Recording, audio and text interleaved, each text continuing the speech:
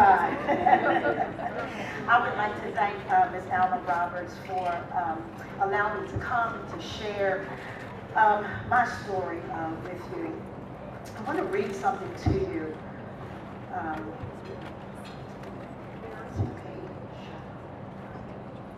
Why are you cast down, O my soul?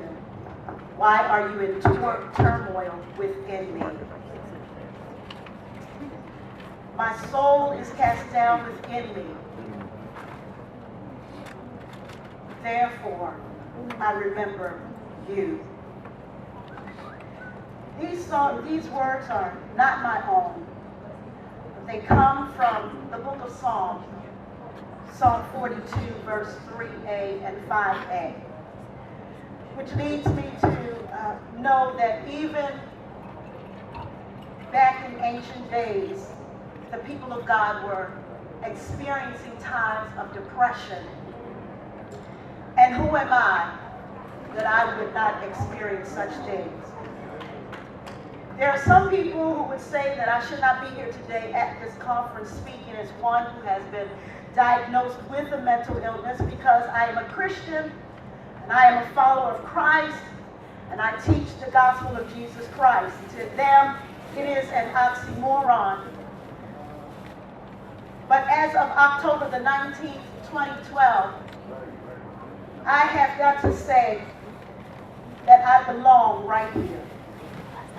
But that day was the beginning of the end. You're welcome. It was my answer to prayer.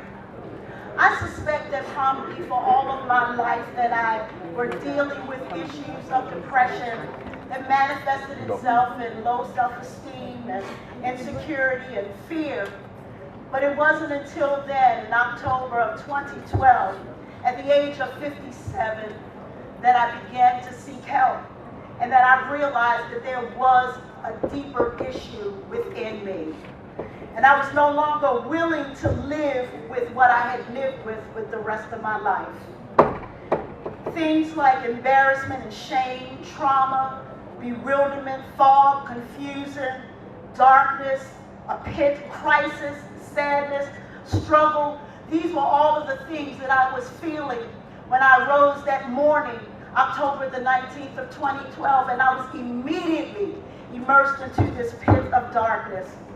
It was about a month that I struggled with that darkness, not knowing what was happening to me, not knowing what was going on with my life, but knowing that something was very wrong and I needed some help.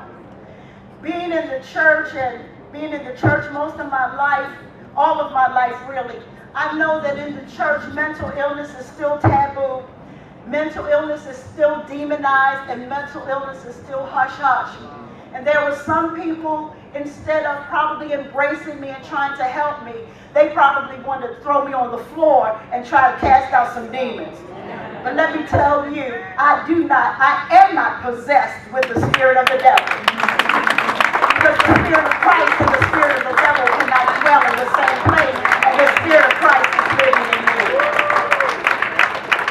I believe that my steps are ordered by the Lord, and I believe that all things work together for my good. And even though that has been a painful place, I believe that it is a place that the Lord ordained for my life. He took me there in the pit of blackness and darkness so that I could understand and feel what other people who have been in, are in, or will go in that pit are feeling. And I have some empathy now for them as I minister to them. The tears that they cry are tears that I have cried myself. The pain and the knots in the stomach and the anxiety and the sleepless nights are things that I have had to put up with myself. I am grateful to God because that period of severe darkness only lasted for a few months. But it was more than enough for me to understand that we need to have help in our lives. I was praying to God, I was believing God, I was trusting God, but yet I was still going through all of the darkness and the fear and the anxiety. But I want you to know, people of God, as I look back over my journal, I understand that I was still praying. I understand that God never left me. And so now as I seek to walk this road of restoration, God is who I stand on. Every day I must trust him to help me. Help me do what I cannot do for myself. I would not be able to stand before you and show my face and acknowledge that I struggle with depression and anxiety. But I am free today because of the work of the Lord God in my life. And so God is raising me up, and I am becoming a voice crying out in the silence of the church to let people know that you can be as saved as you want to be.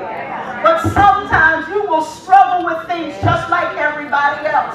I am crying out in the church to let them know that yes, Jesus will help you, and he is your ultimate help. But sometimes he will use angels in skin faces to help you through your journey. I am crying out in the church to let people know that sometimes, yes, you will have to go to Shepherd Pratt Adult Day Hospital for 2 weeks and sit in somebody's support group and bear your heart and your soul to somebody else. I am crying out as a voice in the church to let them know that yes, you may have to take medication whether you want it or not. I pray over the pill and I take my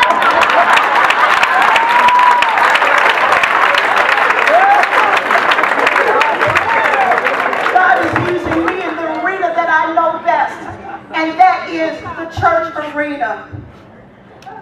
While I was in therapy at Shepherd Pratt, God spoke to me one morning as I got out of the tub, which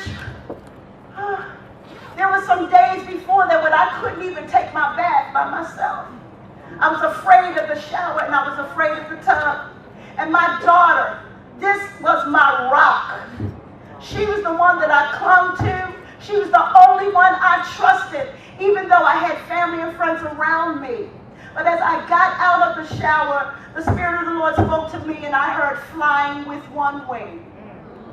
I didn't know what it was, but God showed me that flying with one wing was the book he wanted me to write.